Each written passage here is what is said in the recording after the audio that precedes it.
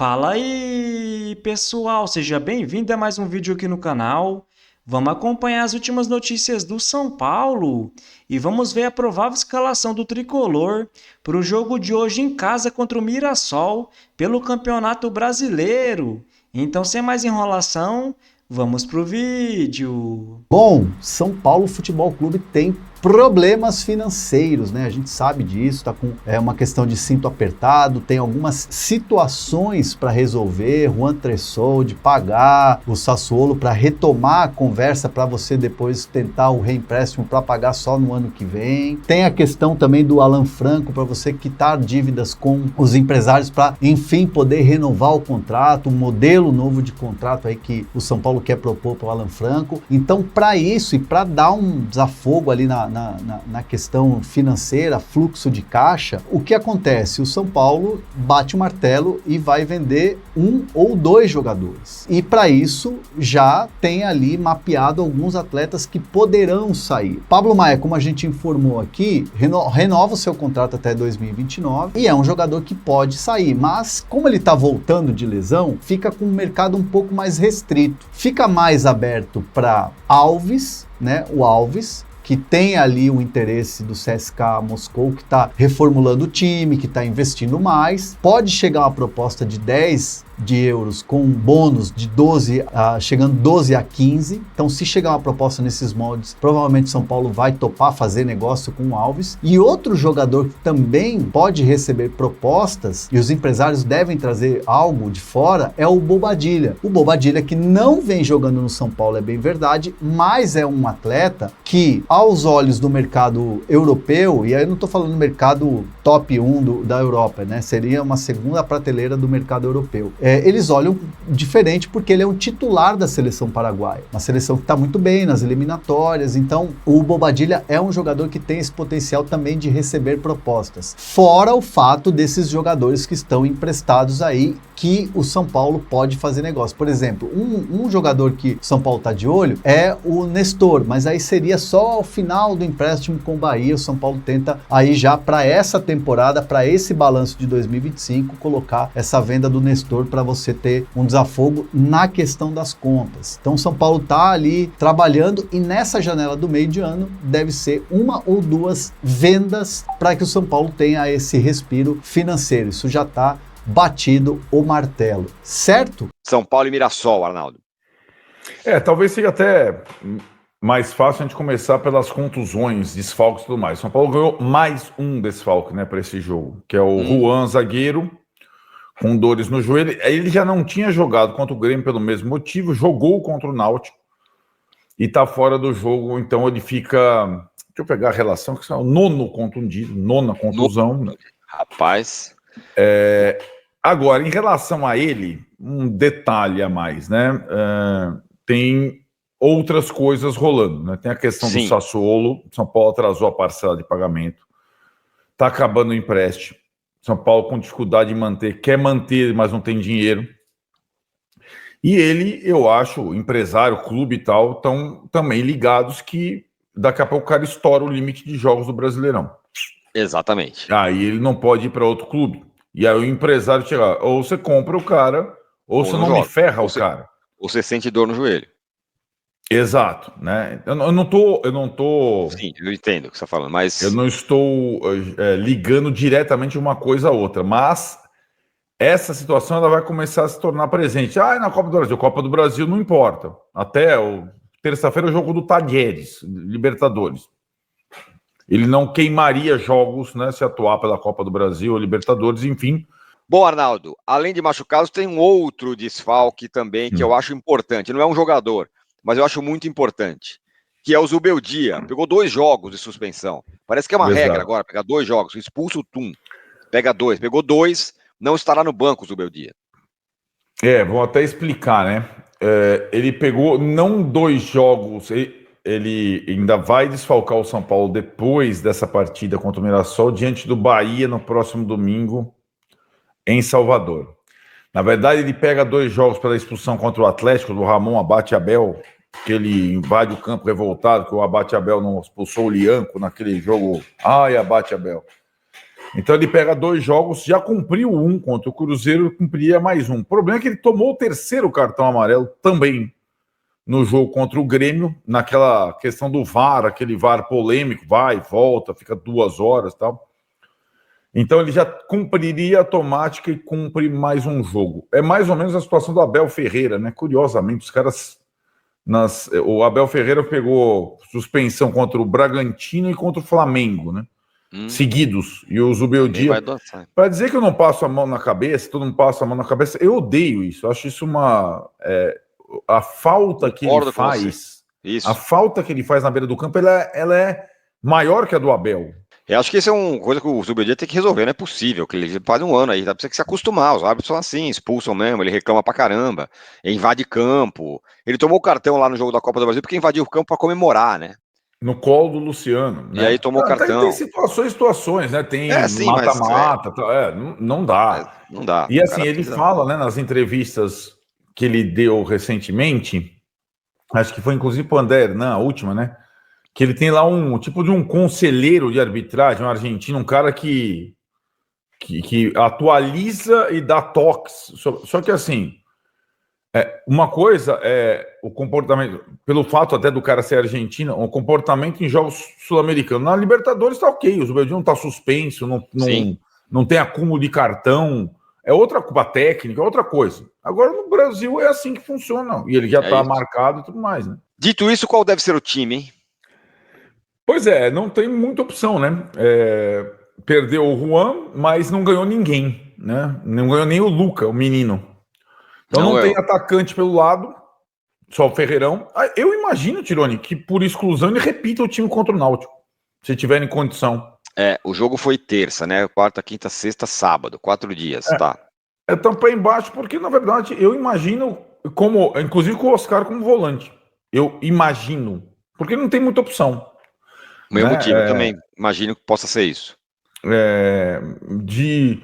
De lá para cá, esse pequeno intervalo a mais, né, um dia a mais, talvez seja suficiente, mas ele não vai tirar o Luciano do time, né, para depois de tudo que o Luciano está jogando, para adiantar o Oscar e colocar um volante. Acho que não faria sentido. Ele só tem um ponta, o Ferreirão. Então ele deve usar, na minha concepção, a dobra de lateral mesmo, lá do Cedric, que pode fazer uma linha de 3. Podia tirar o Enzo e colocar o Wendel, porque eu jogo em casa. Eu não tiro o Enzo nunca mais e não coloco também o Wendel. O cara não tá justificando. O cara não tá justificando a presença no campo. Exato.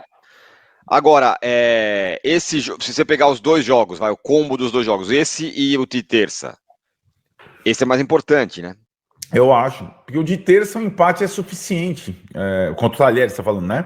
Sim. O empate já te dá. O empate é bom resultado contra o Talheres, te dá a primeira colocação do grupo, né? Esse jogo eu também acho mais importante. Concordo com você. Então, portanto, ele pode ir com o pé embaixo nesse e no outro, quem sabe, mexer um pouco, sei lá. Aí pode ser que tenha alguém de volta, Luca. Vai que ele ganha o Luca, pelo menos, né? Sei lá, pro próximo jogo, né? Porque dos outros ninguém, né? Ferreira, esses caras, Ferreirinha. Ferreirinha, Marcos Antônio, tudo para depois da parada, né? Marcos Antônio tem que ver a situação contratual, assim como a do Juan. Cara, olha, dias difíceis aí.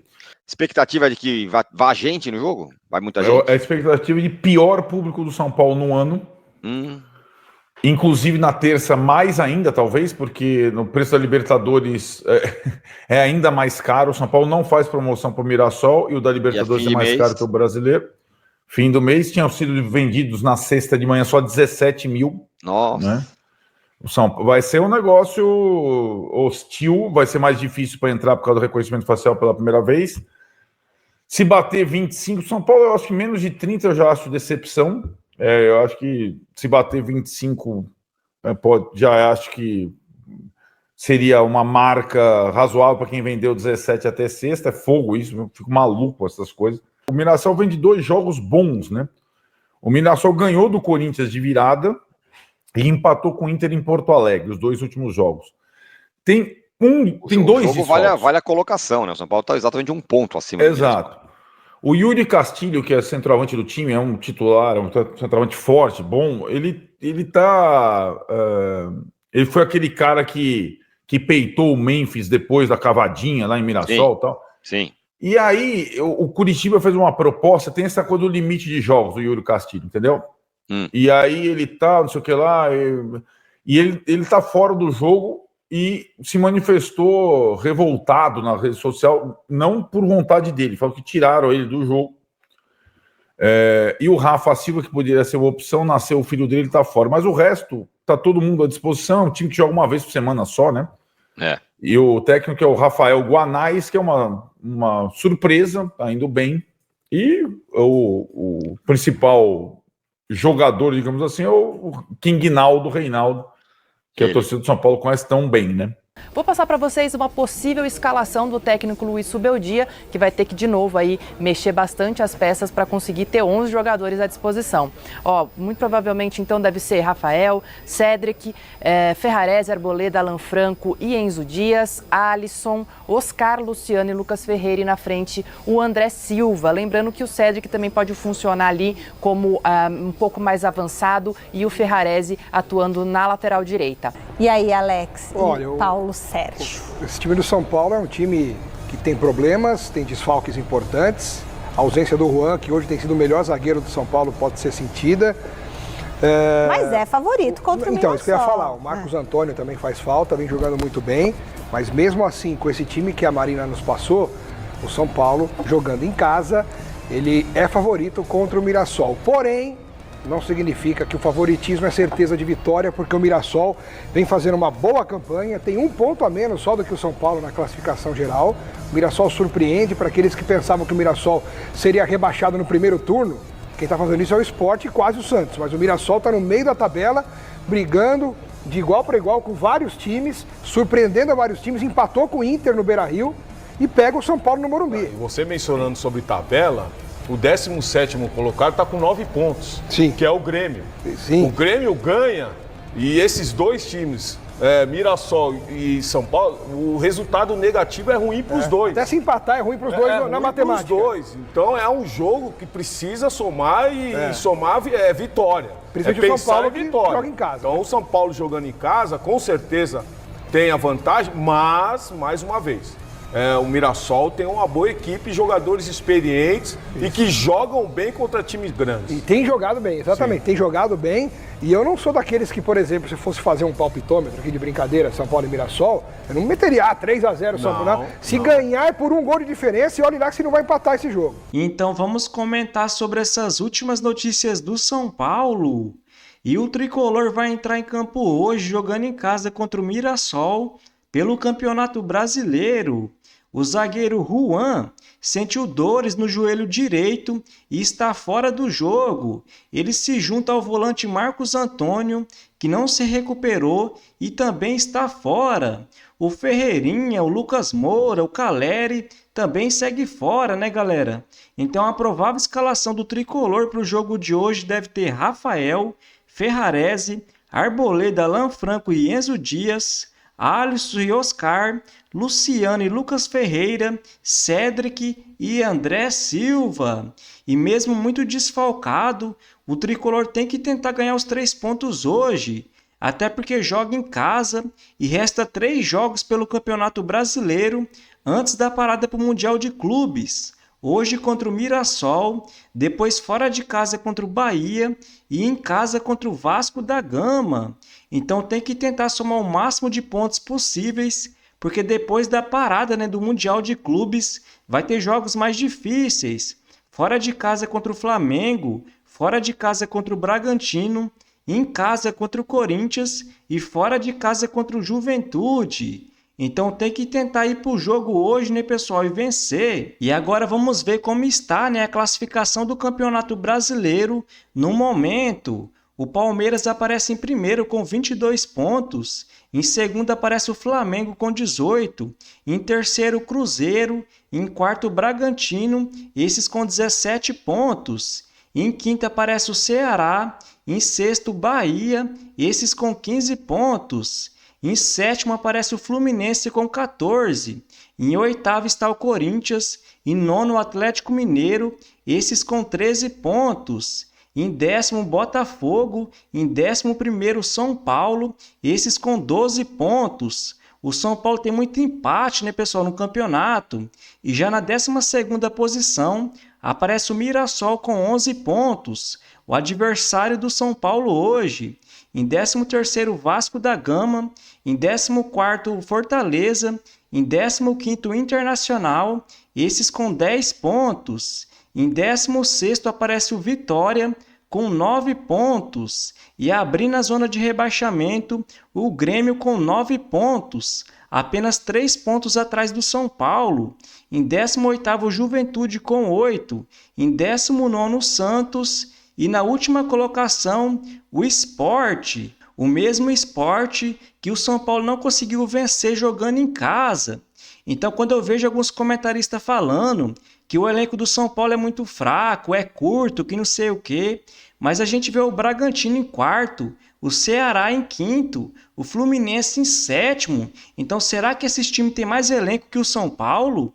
Não faz nenhum sentido, né, pessoal? O Tricolor tem que começar a subir na tabela, a começar por hoje. E o Tricolor avisou o mercado que pretende vender 1 ou 2 jogadores na próxima janela de transferência. Até porque o São Paulo atravessa uma grande crise financeira e a meta de vendas do clube é de 155 milhões de reais no ano e vendeu até agora apenas 85 milhões de reais. E quando eu vejo alguns comentaristas falando que a torcida estava errada em criticar o Zubeldia antigamente porque não utilizava a base, isso prova que a torcida estava certa o tempo todo. Imagina se o Lucas Ferreira, o Matheus Alves, o Rian Francisco, o Luca, o Rodriguinho não estivesse jogando. Quem que o São Paulo ia vender, né, galera? Até porque alguns jogadores como o Bobadilha, por exemplo, que pode ser vendido, não deve ter o mesmo valor desses meninos da base. Então o Zubeldia tem que começar a insistir mais nesses garotos. Jovens como o Rian Francisco, até o Mike, precisa jogar mais, né, galera? A gente viu antigamente o Flamengo, quando estava se reestruturando, vendeu o Paquetá, o Vinícius Júnior, o Renier, e isso ajudou muito. Agora o Palmeiras, que vendeu o Hendrick, o Vitor Reis e agora o Estevão. Mas o mercado sabe que o São Paulo atravessa uma grande crise financeira, por isso faz ofertas muito baixas, como recentemente o São Paulo vendeu o William Gomes por apenas 55 milhões de reais.